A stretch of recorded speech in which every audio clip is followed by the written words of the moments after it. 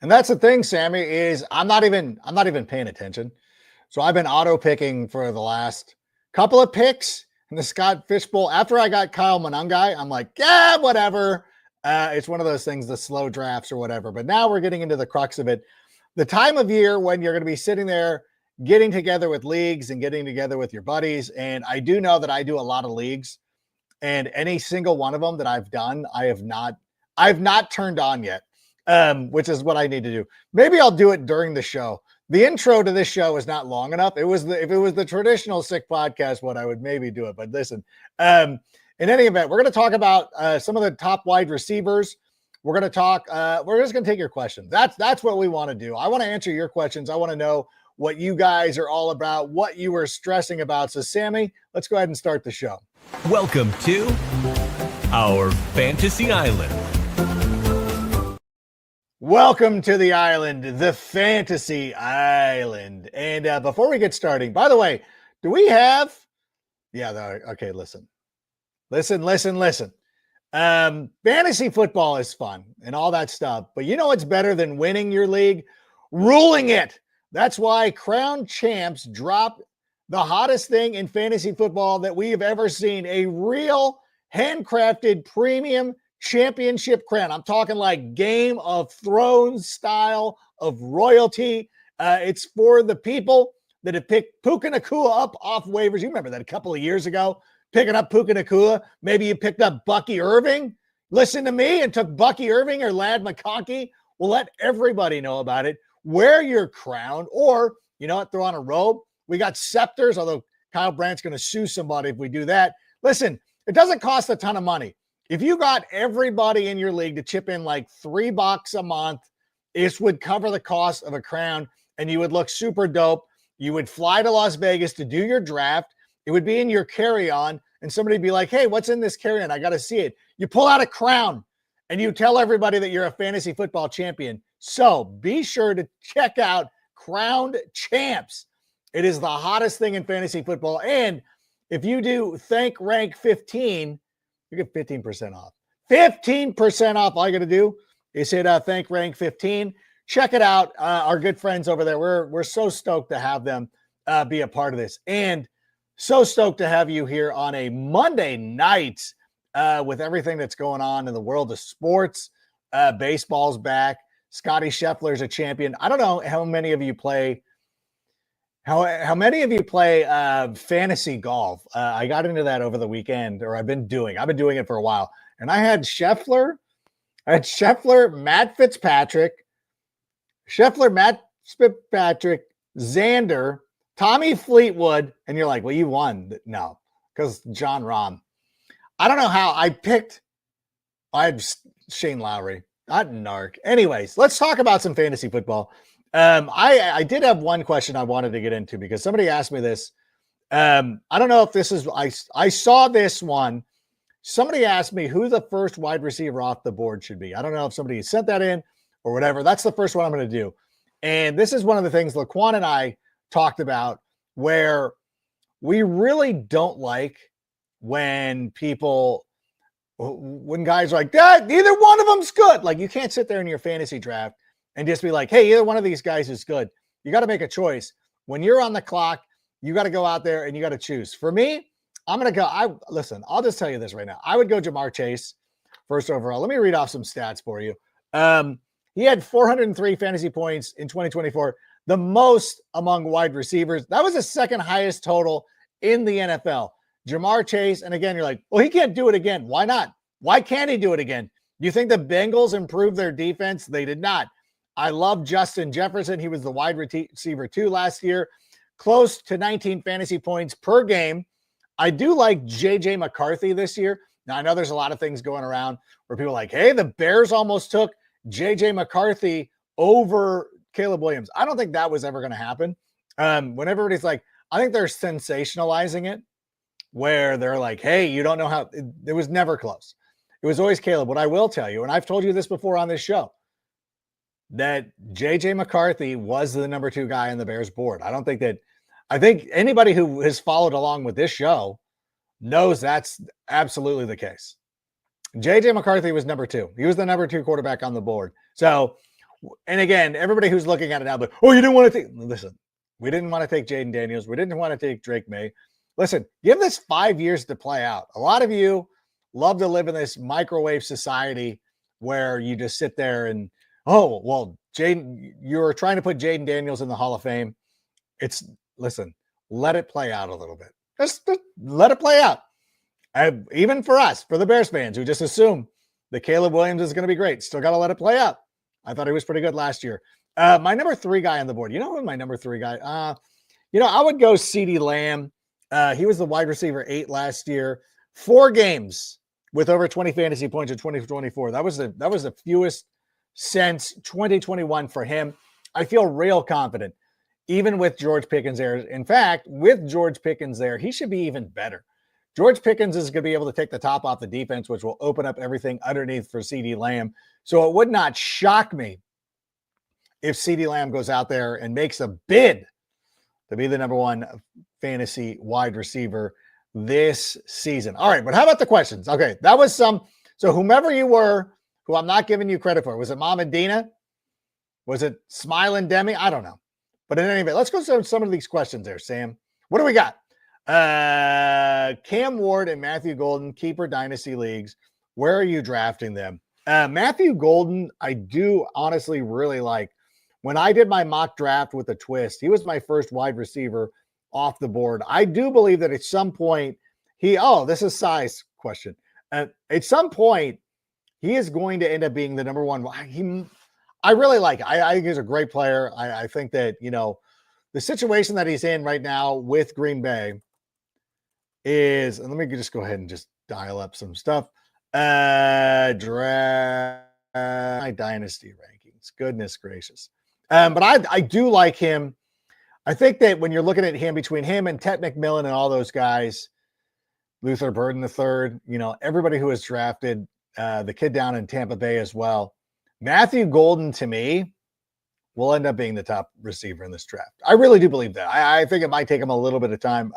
Although I would not rule out the fact that he could end up being the number 1 wide receiver. And I know that everybody loves Ted McMillan except for Steve Smith Sr. And I think that this is one of the reasons why I'm down on Ted McMillan, is that I really trust Steve when it comes to wide receivers. But at the same time, I really do believe that Golden's going to end up being the number 1 guy. And I think that if you were in a 2-quarterback league, super flex league, or anything like that, Cam Ward's going to be a pretty decent option for you. I truly do believe this. It's one of those things where I've told this story before, but I do my mock draft with a twist. And I'm like, and my mock draft is never a predictions piece. It's always like, what should teams do? And I was really wrestling with what Tennessee should do at the quarterback position, because next season is going to be a very good draft class. I expect it to be a very good draft class. Arch Manning is supposed to be a part of it. You never know with Arch, because he's kind of done things unconventionally, refusing to transfer out of Texas for 2 years. Like, that never happens. But still, I was curious as what was going to happen with Cam Ward. And so for me, I went and I asked the Orange Bowl boys, this podcast, and I said, hey guys, I go, shoot me straight. Like, what do we last 3 years, where does Cam Ward rank, going back to the CJ Stroud, Bryce Young draft class? Where does he rank? And the Orange Bowl boys are like, better than Jaden Daniels. And you're like, oh Christ, I can't do this sometimes. I do believe that there's a lot of potential there. Going back and watching some of his games, I was enthralled by the game against Cal. There is something about these quarterbacks who just go out there and have this moxie, who are just, you know what, there's something about them that's so good that, you know what, you can't help but like think that's gonna translate to the NFL. I know there's his accuracy, and there's legitimate problems, legitimate things that need to be corrected. And I'm not even sure that it's going to be something that can be fixed this season. But you know what? Stranger things have happened in the NFL. We saw virtually every first round quarterback last season put up pretty good numbers. I would expect Cam Ward to do the same. But for me, Ashton Jeanty is still going to be the first one off the board, followed by Hampton, Travion Henderson, At some point, Marcus Golden will get in there. Some of the running backs, I love Caleb Johnson. I don't think Caleb Johnson gets enough run in dynasty leagues, but I really do like him there. But I think that he's obviously a first rounder, and if you need a quarterback, you can do it. Otherwise, again, I play in a super flex league, and I missed out on Cam Ward by 1 draft pick, and I was pretty bummed out about it. But I think he's going to be pretty good. All right, what do we got next, Sammy? JC Wrestler's response. You're picking 4 in the fantasy draft. Who is your first and your second pick? Okay, so I went over those 3 wide receivers. So I think those 3 wide receivers, along with Ashton Jeanty, with Bijan Robinson, should be the guys that you're considering taking in the top 4 picks of the draft. Some people might want to go Ashton Jeanty. I'm never going to be somebody who talks anybody out of that. I don't have Ashton Jeanty rated that high. Bijan Robinson is the first player off the board for me, followed by Ja'Marr Chase, Justin Jefferson, and CeeDee Lamb in that order. I have a feeling you're going to end, you know what? I have a feeling you're either going to end up with Bijan Robinson or CeeDee Lamb. Either nobody drafts a running back and Bijan Robinson falls to you, or else Bijan Robinson goes, the first 2 wide receivers go, and then you have yourself CeeDee Lamb, which again, do not be afraid of CeeDee Lamb this season. As far as, let me put this on I just want to have this. I don't want to use, I'm actually dialing up. I'm going to dial up Fantasy Pros just so I can try to find the ADP. So where you're drafting at 4, this is PPR. They actually have Puka Nacua there. Man, they have, this is wide receivers. This is all of them. Okay, hold on. Okay. According to Fantasy Pros' ADP, they have Ja'Marr Chase, Bijan Robinson, Saquon Barkley, Justin Jefferson. If Justin Jefferson falls to you, I think that's a no-brainer. They do have half-point PPR, full-point PPR. I don't want Saquon Barkley that high in full-point PPR. I would take Jahmyr Gibbs, but no. I would stick with one of the wide receivers. Coming back around, though, if we're talking 12-team league, you're looking, you're looking at one of your, you know what? I hope that you get Trey McBride with that second pick. I think if you started a league with one of those 4 guys and Trey McBride is going to be slept on by a lot of people who are still, I know, like we've never really had that elite Travis Kelce season. But it could happen with both Brock Bowers and Trey McBride. Now, Brock Bowers is expected to go well before you take that second-round pick. However, if Trey McBride is still there, I like it. Bucky Irving is another guy that I like. Bucky Irving was targeted on 25% of his routes run last year, which was 4th amongst running backs. I know that Laquan was on here, and he was talking bad. He was talking about what do you say? He was talking about Bucky Irving. He side-eyes Bucky Irving. I'm like, all right, side-eye him. Don't draft him. You're not hurting my feelings, but I still really like Bucky Irving. That's another option for you. You'd go running back, right? If you ended up with like Bijan Robinson and Bucky Irving, it's a great way to start. I know this always sounds good in theory this time of year. Okay, how about another question there? By the way, Ashton Jeanty at 4 overall. Listen, girl dad, I don't hate it.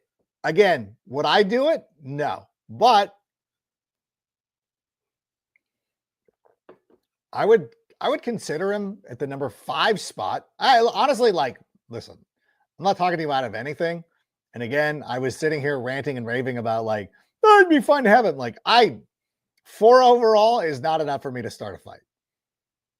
If Bijan Robinson was off the board, and Ja'Marr Chase and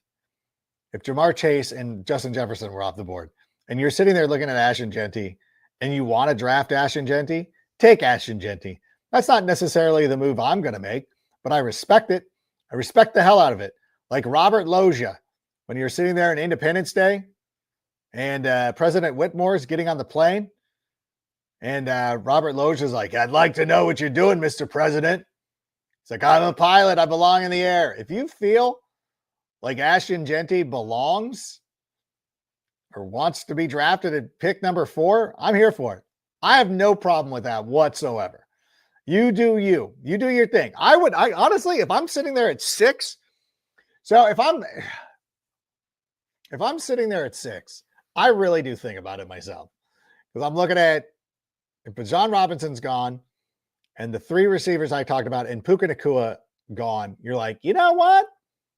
Not bad. I mean, I like Brian Thomas Jr. a lot. I like Jahmyr Gibbs a lot. Ashton, Jeanty, and Jahmyr Gibbs, similar levels. Now, if it's full point PPR, if it is a full point PPR league, I don't know that he's going to get enough receptions. I think A-Chain starts moving up the draft boards. Gibbs jumps up the draft boards.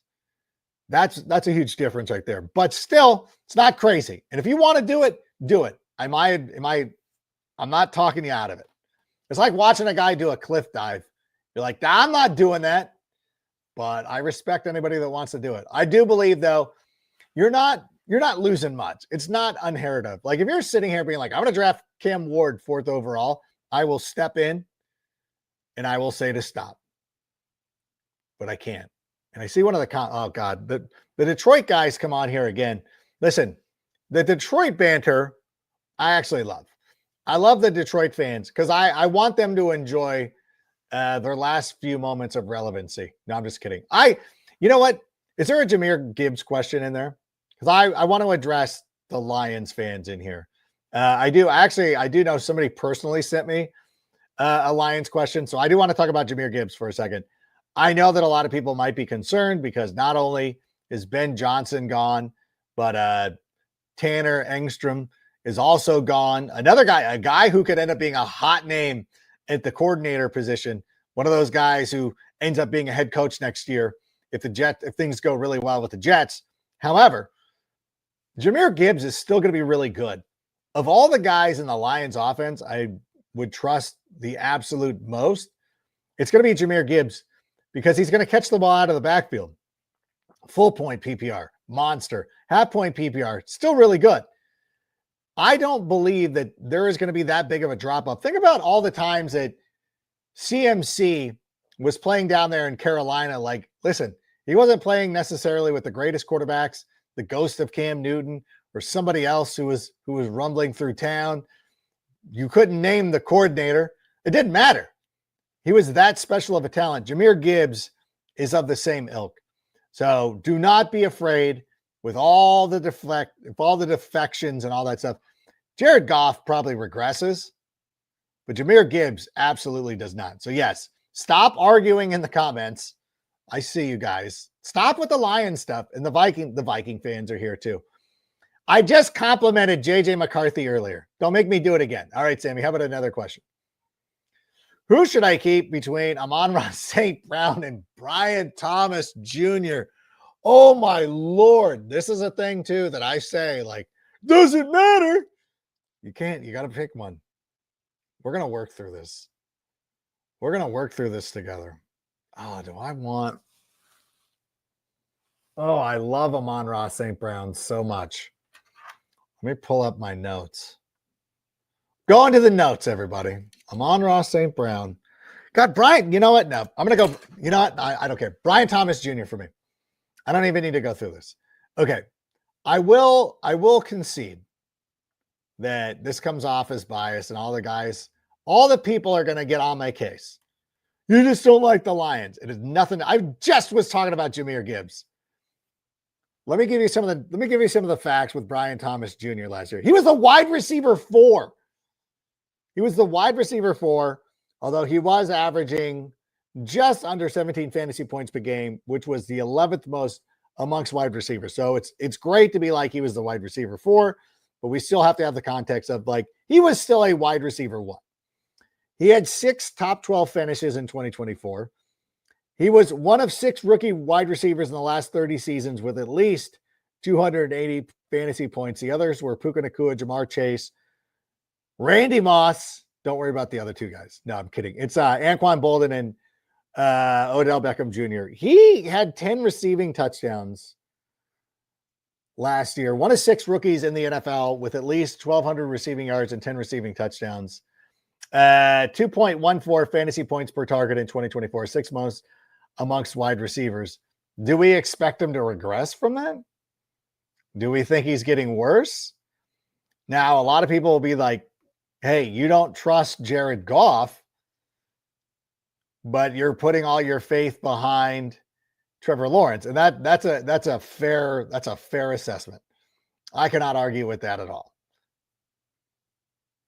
We know how good Amon-Ra St. Brown is. I think that we've seen, listen, and I would definitely be trying to redraft him. I'm not trying to get rid of him, but we have to pick one. And I'm picking Brian Thomas Jr. And that can come back and blow up in our face, but I think with Liam Cohen coming in as the head coach, I'm going there. I should have asked you who you're leaning. These are one of those questions too, where if I was ever talking to somebody, I always like to come out and be like, hey, which way are you leaning? They're like, well, I'm leaning towards this. And then back up the way that they're leaning. Whatever your lean is, I would go. Because right now, when I said Brian Thomas Jr., you were either like, yeah, cool, that's what I was thinking. Or you're like, oh no, I didn't want to keep him. That usually tells you your answer more than anything. And don't do anything because I'm telling you what I would do. Because listen, I'm just giving you the information. I'm taking a bigger leap of faith with Jacksonville in that division, with teams that are a little bit more sus, as opposed to the NFC North, which could be one of the best in the NFL. We don't know how either one of those quarterbacks are going to react to their new offensive coordinator and situation. So we're taking a leap of faith. I'm going with Brian Thomas Jr. And it's not because I'm a hater. I love Amon-Ra St. Brown. Amon-Ra St. Brown. So we're right at there. So I was counting this out down below. So I give my three guys. Puka Nacua is my fourth. Brian Thomas Jr. is my fifth. And then Amon-Ra St. Brown is my sixth. Damn, do I have to do that tonight too? Oh, I got to turn in. By the way, for anybody who go to NFL.com/rank, my fantasy tiers are starting to make their way onto the interwebs. Quarterbacks should be live. Running backs also coming along. So keep a lookout for that. How about another question there, Sammy?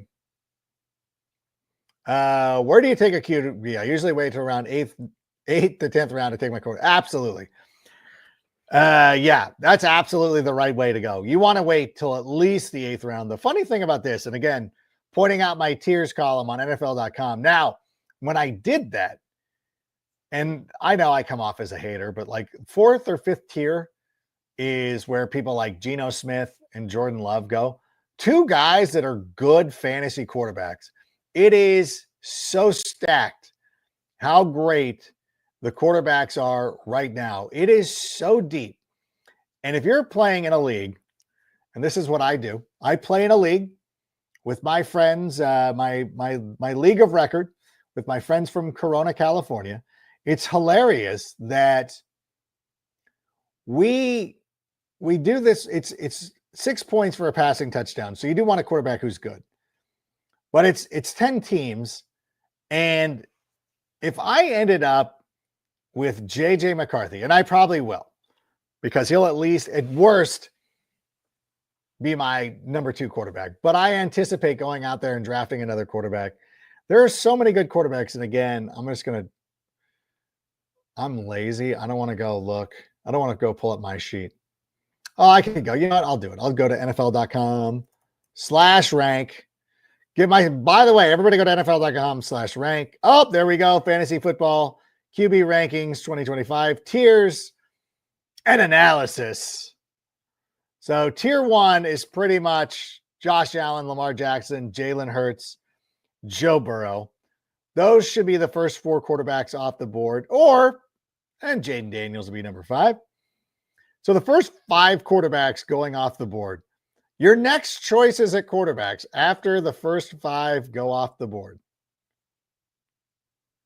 Bo Nix, Patrick Mahomes, Baker Mayfield. At that point, when you do that, at that point, you're now like, okay, if you miss out on one of those guys, which could very possibly be the case, Those are the first 8 quarterbacks off the board. Check this out. After that, you will be able to choose between, and this is whomever you prefer, Justin Fields, Kyler Murray, Caleb Williams, Justin Herbert, Brock Purdy, Drake May, Trevor Lawrence, Dak Prescott. And this is based on quarterback touchdowns being worth 4 fantasy points. If it's a 6-point for passing touchdown league, that pushes down, that elevates Justin Herbert. It elevates Brock Purdy and Drake May and Trevor Lawrence, pushes down the runners a little bit. But still, you're ending up with one of those guys. If you wait on a quarterback, you're going to be looking at Justin Fields, Kyler Murray, Caleb Williams, Justin Herbert, Brock Purdy, Drake May, Trevor Lawrence, Dak Prescott. And then we're still looking at Jordan Love, Jared Goff, CJ Stroud, JJ McCarthy, Matthew Stafford. You can wait on these quarterbacks. You do not need to jump up there and draft a quarterback. If you ended up coming out of your draft and your 2 quarterbacks were Jordan Love and JJ McCarthy, you would be just fine. You would have a winning, like you have a winning combination right there. If you had Jared Goff and Matthews, you're fine. Wait on a quarterback. The problem is don't get too cute. Because I do this sometimes. I get too cute and then I wait too much. All right, we got a couple more. Why don't we go with 2 more? I got to go. I got soccer training tonight. Captain CB. Which tight end will benefit more in PPR Dynasty leagues? Colston Loveland, Tyler Warren. First season out of the gate is going to be Tyler Warren. I feel pretty confident saying this year, Tyler Warren will end up most likely scoring more fantasy points than Colston Loveland. Who I would want long-term, it's going to be Colston Loveland.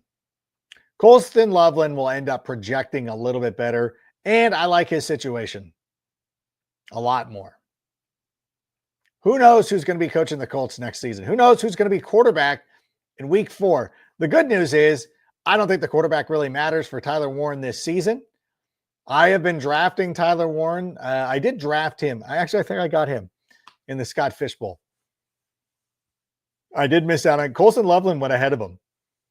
But I look at who Colston Loveland is battling. And you're looking at DJ Moore, DeAndre Swift, Roma Dunze, excuse me. Pretty good. And Cole Kmet. You look at Tyler Warren.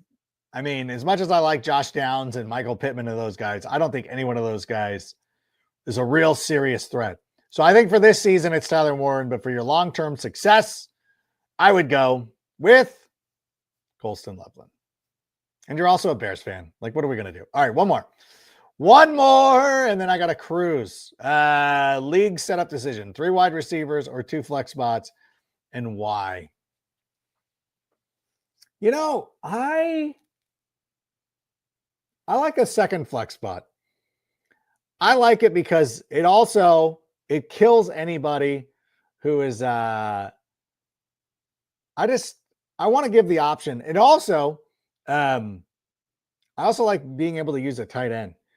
Man, there's times where you're like, oh, I wish I could use, because like not to toot my own horn, but I do really well drafting tight ends. And there are times like, God, I wish I could use, like I wanted to flex a tight end. And you're like, I can't quite do that. But like, yeah, there are times it does give you a wide variety, and it does make it a little bit easier to find guys who are available on the waiver wire.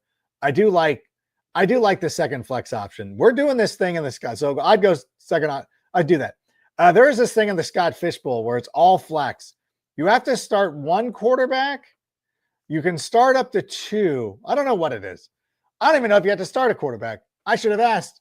It's super flex up to 2, but you can't. I don't know. I got to pay more attention whenever I'm doing these draft setups. But listen, want to thank everybody who joined us here today. By the way, thanks to our sponsor, Crowned Champs. Again, if you want to do something different for your fantasy football league, go with Crowned Champs. Use the discount code ThanksRank15 for 15% off. Want to thank them for doing it. Want to thank you all for being here. We will be back. Our schedule is going to be a little wonky. So after tomorrow, you won't see me on the Rome Fast channel. I'm going to be off for 3 days as I go to AYSO National Games. That starts. Actually, it starts. I'm leaving right now to go. I'm going to go do that right now. I'm going to the opening ceremonies right now, which is why I'm cutting this a little bit short. And then we got Soccer Fest tomorrow, take it to the rank will probably be a little bit later.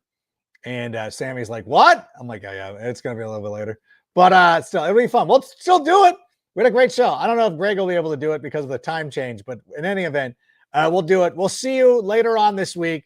I already got my wristband. So I already got my wristband for, you can see that 10U